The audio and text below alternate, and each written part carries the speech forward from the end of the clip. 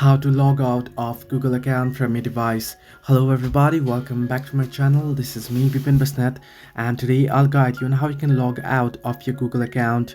Now the process actually it's simple and easy, so let me guide through. Now in order to log out of your Google account, what you can do is you can simply open up your device settings. Under settings, what you want to do is you want to scroll down and find the option that says accounts and backups. Here you can see accounts and backups. You want to tap on it. Once you tap on it, you can see the very first option that says manage accounts, right? You want to tap on it, and here you'll be able to find every account logged in on your device. You can simply tap on the particular Google account that you wish to log out from, and then you'll find remove account option. Simply tap on remove account, and then it'll ask you for confirmation.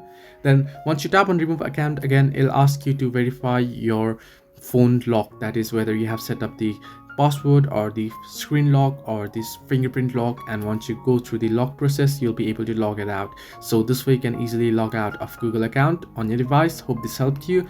Do like and subscribe, and do not forget to leave a comment down below if you have any further issues.